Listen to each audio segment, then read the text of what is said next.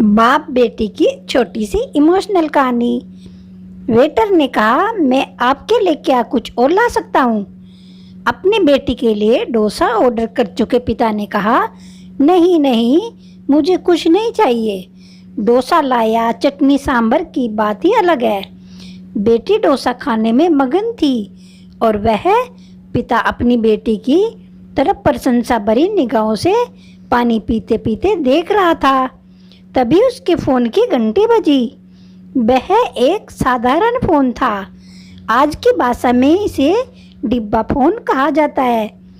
Phone पर आवाज़ सही नहीं सुनाई दे रही थी, इसलिए उस पिता ने फ़ोन स्पीकर पर डाला।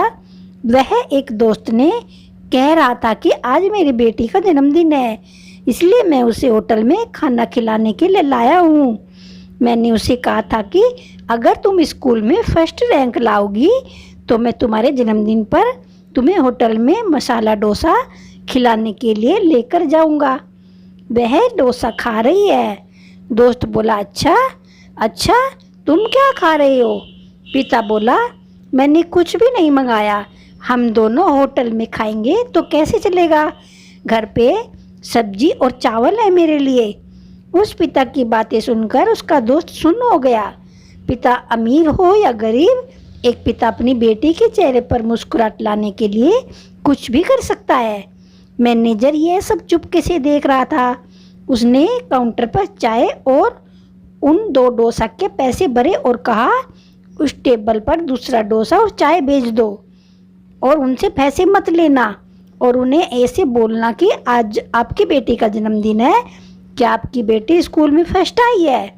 हमने आपकी सारी बातें सुन ली है, इसलिए हमारी होटल की तरफ से ये डोसा और चाय है। विशेष रूप से ऐसी पढ़ाई कर अव्वल आने वालों के लिए है, ऐसा कहना। इसके लिए कोई बिल नहीं है, लेकिन कृपा करके ये मत कहना कि मुफ्त है। इन शब्द का उपयोग ना करना। फिर मैनेजर वेटर से ये भी कहने लगा कि मैं उसके पिता का आत्मसम्मान दुखाना नहीं चाहता। फिर वेटर वह डोसा लेकर टेबल पर आ गया। पिता चिंतित हो गया और कहने लगा कि मैंने एक ही डोसा मंगाया था भाई। तभी होटल के मैनेजर ने कहा, अरे आपकी बेटी स्कूल में फर्स्ट आई है ना, हमने यह बात सुन ली, इसलिए हमारे होटल की तरफ से आप दोनों के लिए फ्री है। पिता की आंखों में आंसू आ गए। पिता ने अपनी बेटी से कहा, देख बेटी, इस तरह पढ़ाई करने से तुम्हें क्या क्या मिल रहा है? फिर उस पिता ने वेटर को कहा, भाई ये डोसा पैक करके दोगे क्या?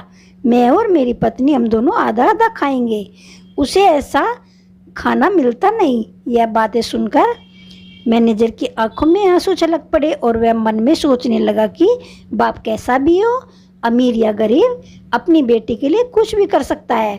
तो दोस्तों, शिक्षा यह है कि इसलिए दोस्तों अपने माता पिता की खूब सेवा करें, उन्हें प्यार और सम्मान दें।